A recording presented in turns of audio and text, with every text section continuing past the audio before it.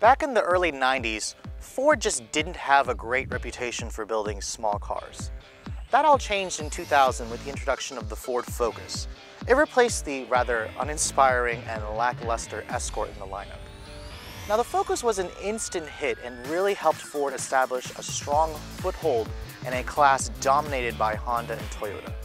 So what I have beside me represents one of the most rare Focuses ever built, an SVT model. So has Ford's special vehicle team built us a vehicle that we can still salivate over today? Let's find out.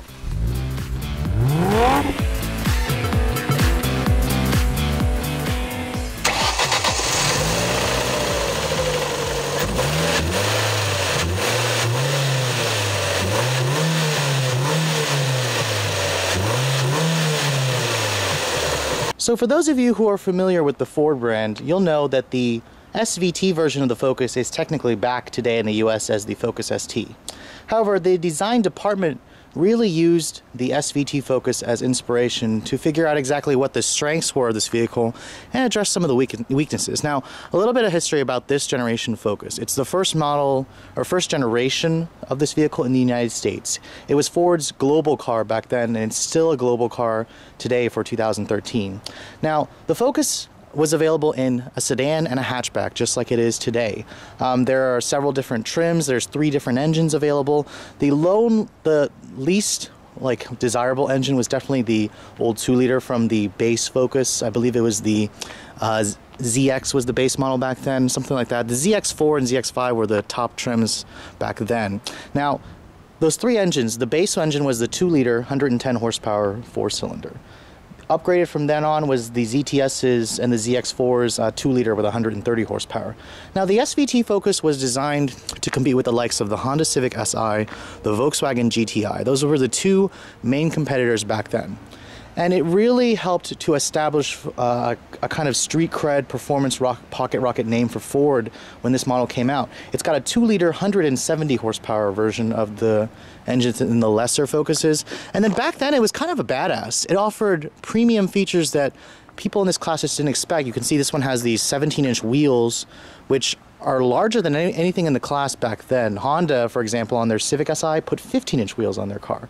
You have a nice, lip spoiler in the back, a very simple, aggressive stance with wide tires. And then another feature that this vehicle offered back then was HID headlights. You couldn't get HID headlights back then.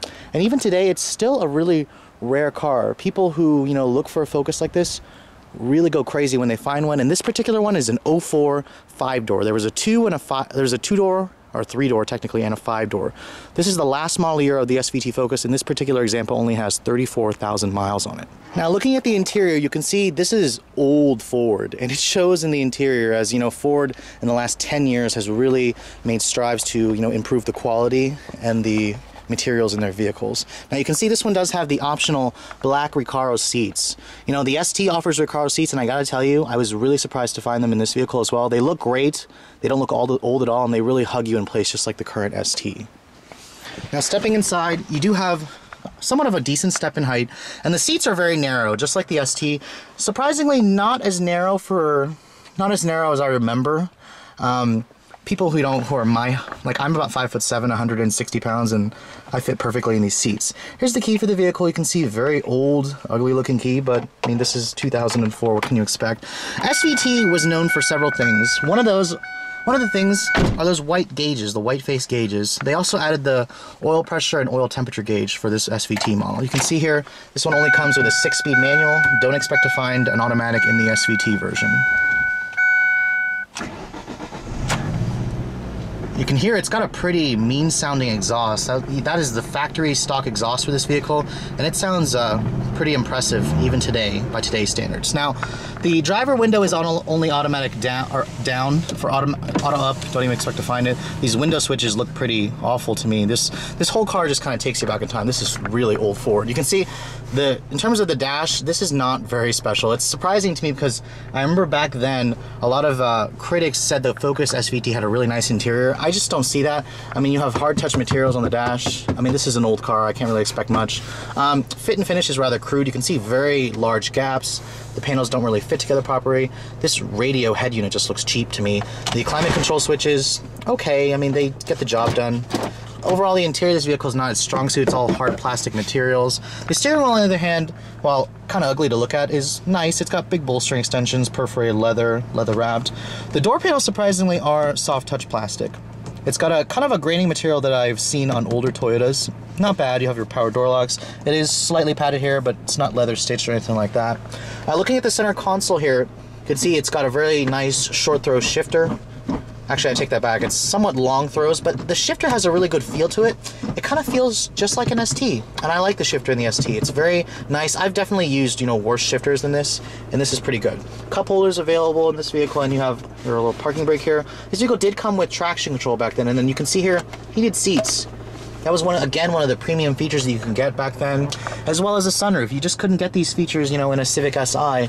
Looking at the glove compartment, it's kind of cheap. It's not damped and it's not lined with felt or anything, but it's a decent size. I mean, overall, the interior of this vehicle has its strong points and it has its low points, unfortunately, but it's a pretty nice place to spend time.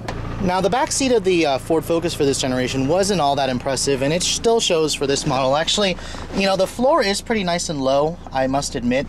The legroom is decent. I mean, this isn't exactly, you know, gonna blow you away if you have, you know, really tall friends. You do have some cup holders back here. Don't expect to find an armrest here. This leather material kind of feels like vinyl to me, but it's, you know, it's held up pretty well. This particular one has just been really well kept. Closing the door, you have the same door panel materials from the front. It's soft touch right here, soft right here where your elbow's gonna rest. Overall, you know, the interior of this vehicle was still, you know, pretty practical for the day. Now, the SVT model only came as a hatchback, which is great because, you know, this makes it extremely practical. You can see it's got a subwoofer back here. The, you know, amount of space is actually not that great. I'm not entirely sure what the measurements are. You can fold the seats down 60/40 to expand that. I mean, in terms of the class, this is pretty much what you expected, and, you know, the Ford is still pretty practical today. Now, coming under the hood, you'll find a unique engine only on the SVT Focus. You can see it even says powered by SVT. Don't be fooled by that. This engine was developed by Cogsworth for Ford. It's, you know, just a high output version. You may hear the numbers 170 horsepower, and I want to say about 130 something foot-pounds of torque. It does run on premium gas, and, you know, compared to the competition, this makes about 10 more horsepower than the Civic Si back then. Compared with the 6-speed automatic, or a manual, I'm sorry, this car is only front-wheel drive. So let's take a look at how it all works together.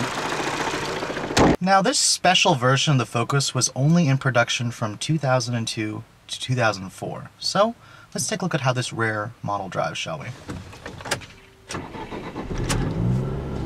Again, the engine has a rather raspy, loud sound at startup, but it's kind of appropriate for this type of vehicle. Now, I haven't been very impressed with this generation Focus when it came out. Actually, I kind of used to really hate its kind of quality issues when it first came out, but I gotta tell you, this 04 SVT is really special. It really deserves to, you know, bear that special vehicle team name that SVT is known for. And, you know, driving the car, it's pretty easy. It's very light. The 6-speed has nice throws. The clutch is pretty light. The visibility is quite good. This is just a really, you know, well-engineered for its time vehicle, and it was definitely, you know, ahead of its game back then.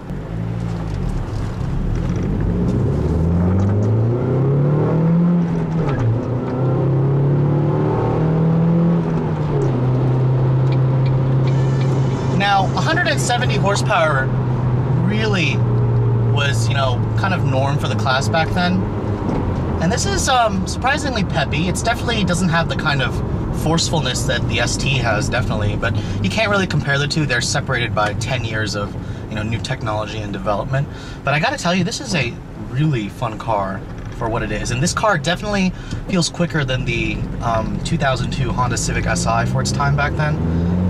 And, you know, the 2-liter Z-Tech 4-cylinder in this car, developed by Cogsworth for Ford, is a high rever. It has about a 7,100 RPM redline. It doesn't kind of have that, you know, that forcefulness of a VTEC engine, or even back then there was the Toyota Corolla XRS, which came out in 05, which was technically a year after. But, you know, this car is surprisingly nice. And I gotta tell you about this old car. It's got mechanical steering, hydraulic steering, and it's just, it has this kind of, you know, directful, like liveliness that you just don't get with, you know, the electric power steerings of today. And, you know, and the seats are actually pretty comfortable for me. I like these Recaro seats in this car. I find them more comfortable than the ST seats, actually, the ST's Recaros. And the visibility in here is just great. You have these really thin pillars here, a really low dashboard. The hood, on the other hand, you can't really see, but this is a pretty small car. You don't really need to, it's not really difficult to judge where the front end of this car is. And you know, when you are driving the car normally, the refinement that this vehicle had back then is actually quite impressive. I mean, today, the interior has more rattles than I would like. It doesn't feel as tightly spun up together as, you know, American cars of today. But you know, back then it offered the kind of luxury features that you just couldn't get. Like, for example, this particular one, the leather heated Recaro seats, the traction control, the HID headlights, the steering wheel audio controls. It just was a really nice vehicle in terms of features back then, and you know, today it really still counts. Those factory HIDs are probably my favorite part, as well as the fat, for its time, 17-inch rims. The one thing about this vehicle that, you know, back then I remember reading about is the 2 liters rather raspy idle and lumpy idle. It has a kind of lumpiness that, you know, Ford 4-cylinders just don't have today. And I think it was the reason being it's just the performance. It was tuned by Cogsworth, as I said many times. But you know, overall the engine is definitely impressive to me still. It just I definitely like the turbocharged direction that Ford has gone with the new ST.